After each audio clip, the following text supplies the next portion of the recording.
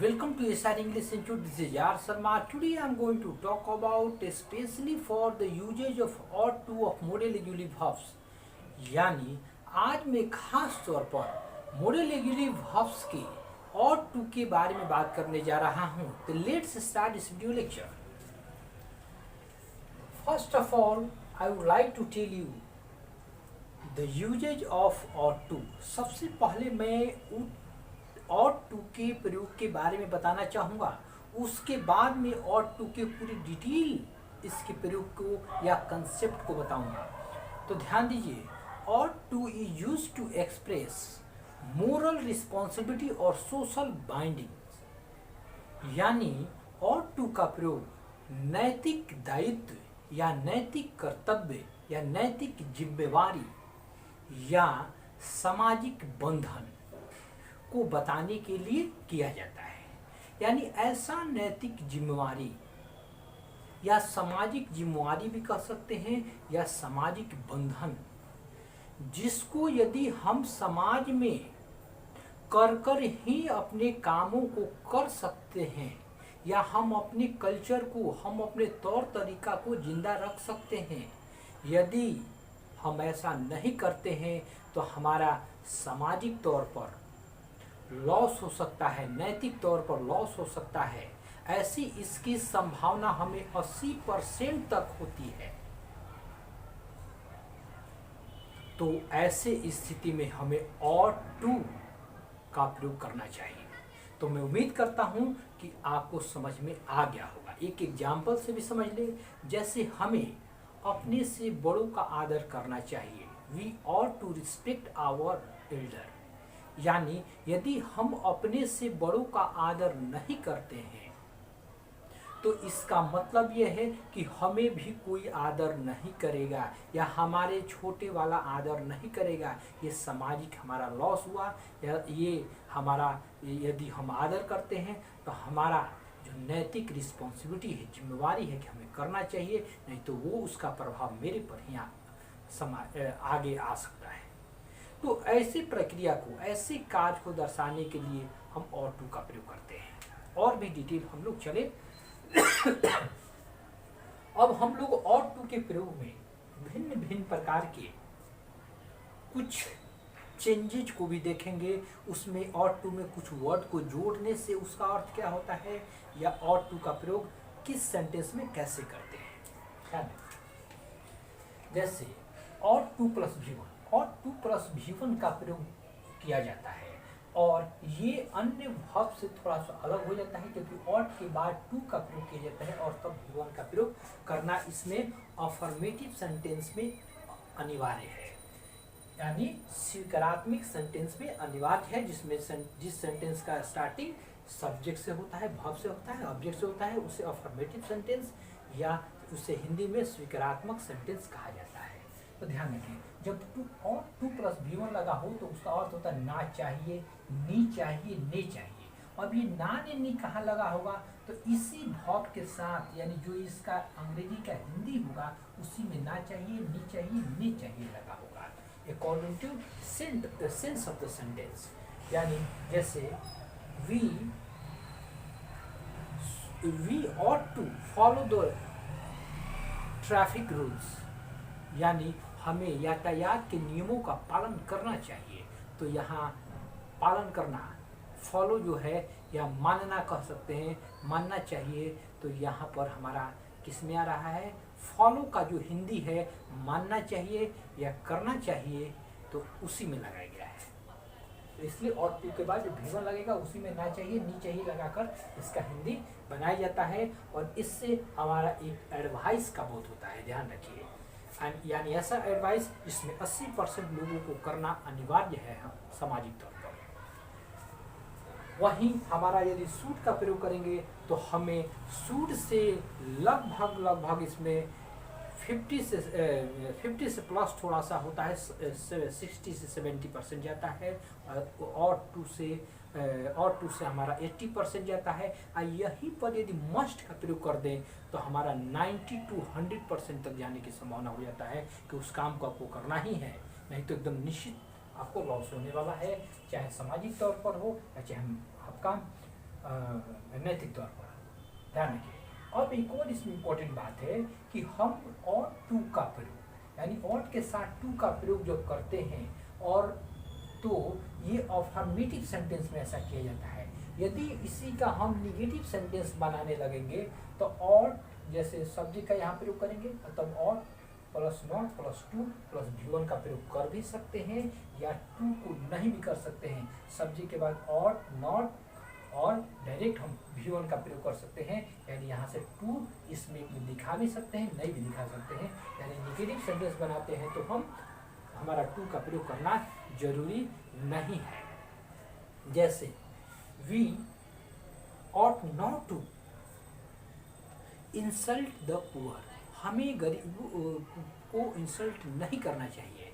या ये भी कह सकते हैं we ought not insult the poor, हमें गरीबों को इंसल्ट नहीं करना चाहिए। तो क्लियर हो गया होगा। वैसे ही सेम सेंस में इंट्रोगेटिव सेंटेंस में भी ऐसा ही होता है। और के बाद सब्जेक्ट का प्रयोग करेंगे तो टू का प्रयोग कर सकते हैं अथवा V1 का प्रयोग कर सकते हैं, या हम टू को हटा भी सकते हैं। जब टू हटाएंगे तो डायरेक्ट V1 आएगा। तो और प्लस सब्जेक्ट प्लस V1 और क्वेश्चन मार्क है, इंट्रोगेटिव सेंटेंस है। जैसे ought we respect the poor, क्या हमें गरीबों की आदर करनी चाहिए। या वी ये भी कर सकते हैं ought we respect, डायरेक्ट कर सकते हैं the poor, या ought we to respect the poor, क्या गरीबों की आदर हमें करनी चाहिए। तो यहाँ ध्यान रखिए, हम टू लगा भी सकते हैं, नहीं भी लगा सकते हैं। ऐसा नियम हमारा इंट्रोगेटिव और निगेटिव सेंटेंस में लागू होगा। अफर्मेटिव सेंटेंस में टू को देना अनिवार्य होगा। नेक्स्ट, अब इसी का हम यदि चाहते हैं कि ये पैसिव फॉर्म में बनाए यानी पैसिव वॉइस बनाए तो और प्लस सब्जेक्ट के बाद बी के बाद V1 का प्रयोग करेंगे। ऐसे स्थिति में इसका अर्थ होगा या जाना चाहिए, ये जानी चाहिए, ये जाने चाहिए। अब या ये ई जो लगा होगा वो यही V3 में लगा होगा और उसके बाद जाना चाहिए, जानी चाहिए लगा रहेगा। जैसे the poor ought to be respected by the government, या the poor ought to be helped by the government, यानी गरीबों की सरकार के द्वारा मदद किया जाना चाहिए या की जानी चाहिए। तो या जाना चाहिए, ई जानी चाहिए का सेंस हम प्रयोग करेंगे पैसिव वॉइस में जब ought के बाद सब्जेक्ट के बाद बी प्लस V3 का प्रयोग लगा रहेगा। ought plus two, sorry ought के बाद यहाँ टू का प्रयोग आएगा और तब यहाँ टू यहाँ ऐड कर लेंगे, to PO2।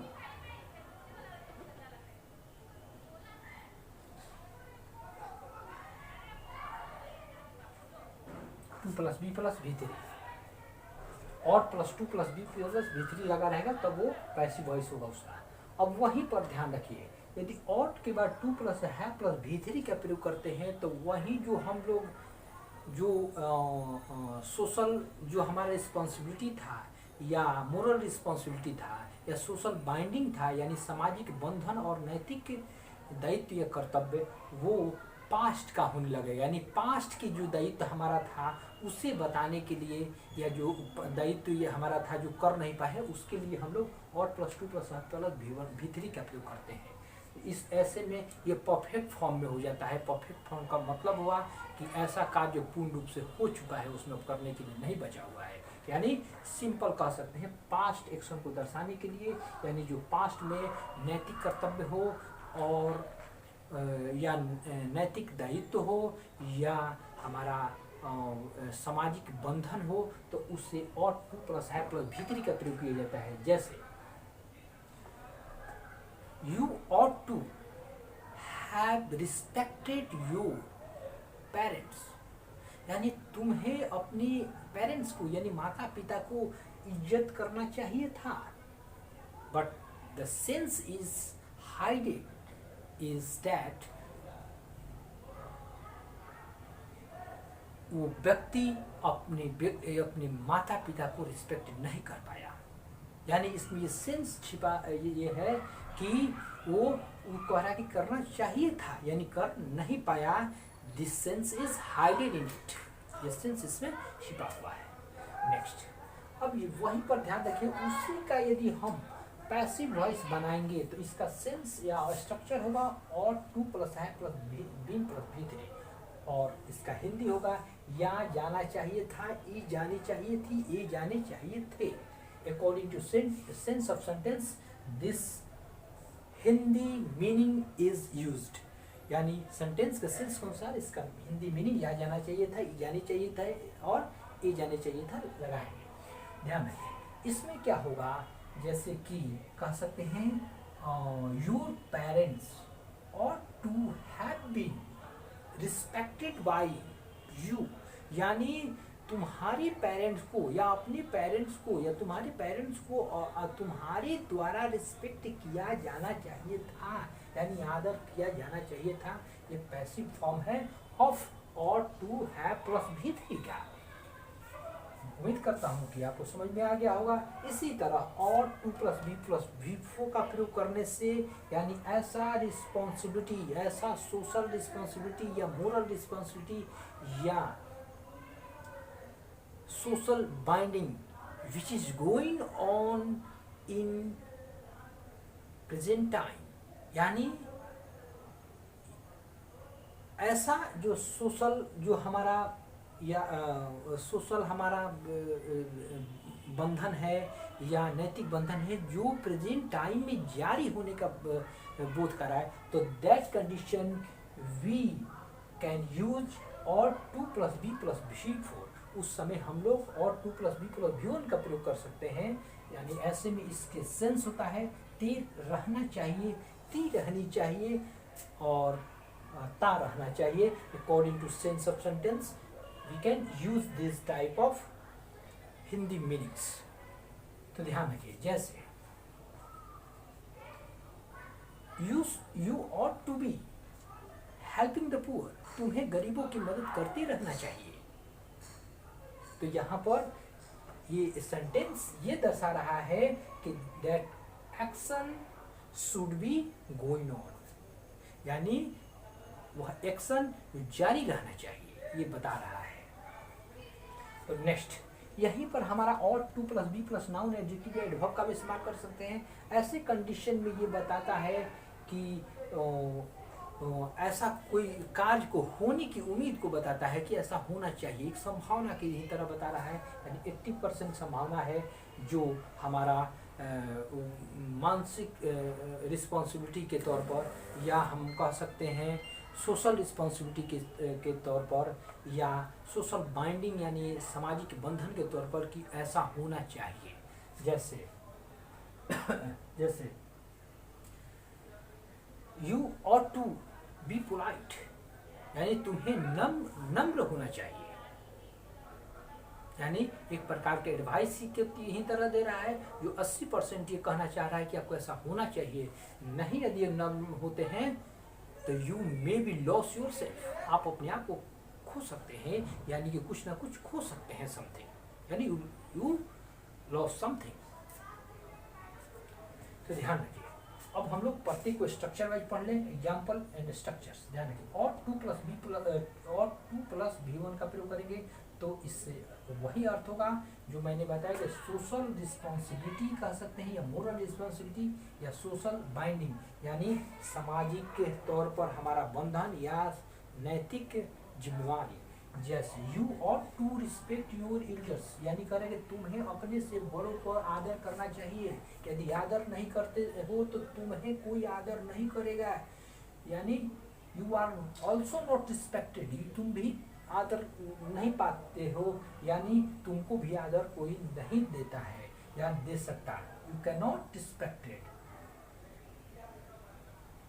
Next, people ought to obey the law, कह रहा है कि लोगों को नियमों का पालन, ओबे का मतलब नियमों का पालन करना चाहिए, यानी यदि आप नहीं नियमों का पालन करते हैं तो आपको लॉस हो सकता है। ठीक है, यहाँ छुटा हुआ है ought. Next, we ought to respect our elder, यानी हमें अपने से बड़ों का आदर करना चाहिए। वी का प्रयोग कर एक बार दर्शा दिए।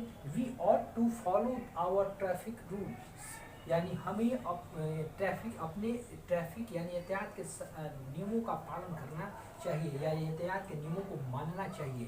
यदि हम नहीं मानते हैं तो हम भी लॉस कर सकते हैं, यानी उससे आपको पनिश भी किया जा सकता है या फाइन किया जा सकता है। हमें मानना चाहिए, ये कह रहा है। नेक्स्ट, हमारा जिम्मेवारी है, यदि हम नहीं मानेंगे तो हमारे छोटे नहीं मानेंगे, हमसे जो छोटे वाले हैं, जो न्यूली व्यक्ति हैं, नए नौसिखुआ हैं।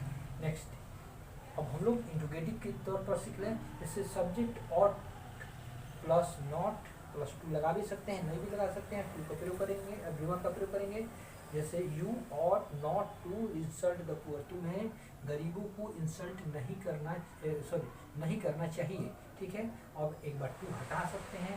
You ought not insult the poor, यहाँ देखिए टू लगाया गया, यहाँ टू इंसल्ट द पुअर हटा दिया गया, यानी ये इसका भी वही अर्थ हुआ कि तुम्हें गरीबों को इंसल्ट यानी इंसल्ट नहीं करना चाहिए, यानी उससे अपमान नहीं करना चाहिए।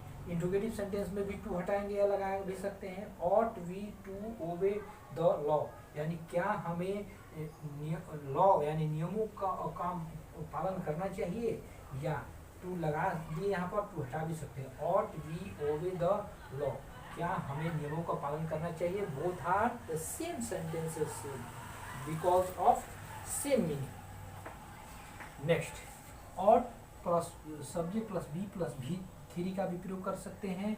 ऐसे स्थिति में हमारा ये बोध कराएगा कि this sentence is in passive voice of और टू प्लस भी वन, यानी ये सेंटेंस और टू प्लस भी वन का ही पैसिव वॉइस है। जैसे our country ought to be loved, हमारे देश को प्यार किया जाना चाहिए, यानी this sentence is in passive voice. Hindi ought to be spoken in India, यानी भारत में हिंदी बोली जानी चाहिए, ये बता रहा है, क्योंकि हमारा जो कंट्री है जो वो हिंदी भाषी है, यानी हिंदी बोले जाने वाला है, इसलिए बोली जानी चाहिए। ये हमारे सोशल रिस्पॉन्सिबिलिटी है और हमारा सोशल बाइंडिंग है, बाध्यता है। Next, ought to plus have plus V three का प्रयोग कर हम लोग पास्ट के एक्शन को दर्शा सकते हैं। Action which can not completed, जिससे ऐसा कार्य जो पूरा नहीं किया जा सका है। जैसे you ought to have completed the work, यानी इसका अर्थ होगा तुमको, यानी तुम इस काम को पूरा या तुम्हें इस काम को पूरा करना चाहिए था, इसका अर्थ हुआ। यानी ऐसे सेंस में या चाहिए था, ये चाहिए थी, ये चाहिए थे लगाया जाता है। इसी तरह you ought not plus to plus have plus wasted money, यानी करेंगे तुम पैसे बर्बाद करना चाहिए नहीं चाहिए था, यानी तुमको पैसे बर्बाद या पैसा बर्बाद नहीं करना चाहिए था। यानी सेंस फिर से समझ लिए, you ought to have completed the work, यानी तुमको काम पूरा कर लेना चाहिए था। इसी तरह तुमको पैसे बर्बाद नहीं करना चाहिए था। Next, ought to have been plus B3, this sentence is in passive voice of ought to have plus B3, यानी यह सेंटेंस जो है या स्ट्रक्चर है जो ought to plus है plus B3 का पैसिव वॉइस है। तो इसमें क्या होगा, this work ought to have been, यानी क्योंकि have been का प्रयोग करते हैं तो कंप्लीटेड, जैसा कि हमने यहाँ बताया है ought to have been B3।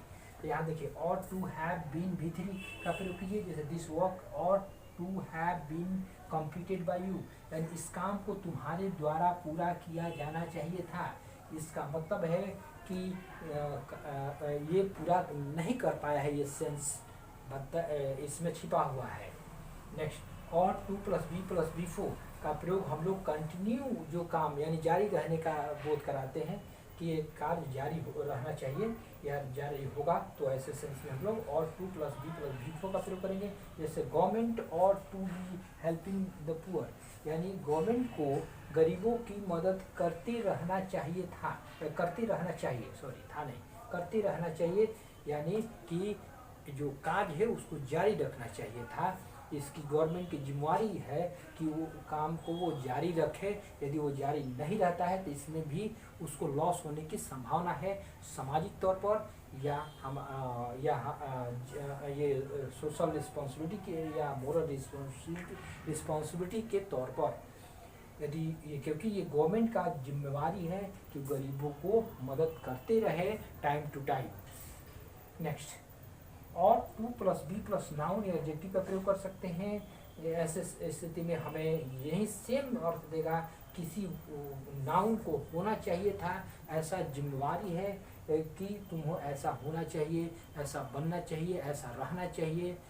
यदि ऐसा नहीं बनते हो, ऐसा नहीं रहते हो, तो हो सकता है कि तुम समाज में तुम्हें ये हो सकता है कि आदर नहीं मिले, या सामाजिक तौर पर या समाज के लायक तुम नहीं हो सकते हो। ये सेंस इसमें छिपा होता है। जैसे स्टूडेंट और टू बी पोलाइट, यानी जैसा कि छात्रों को नम्र होना चाहिए। यदि नम्र नहीं छात्र होंगे तो फिर उनकी सामाजिक तौर पर विकास नहीं हो सकता है, मानसिक तौर पर विकास नहीं हो सकता है। तो ये समाज में हमें ऐसा होना चाहिए किसी वस्तु को या किसी व्यक्ति को, तभी वो समाज आगे बढ़ सकता है। इससे छिपा हुआ है। तो उम्मीद करता हूँ कि आप लोगों को अच्छी तरह समझ में आ गया होगा। तो thank you for watching this video. यदि आप लोग को वीडियो पसंद आए तो इसे लाइक, सब्सक्राइब तथा शेयर करना न भूलें।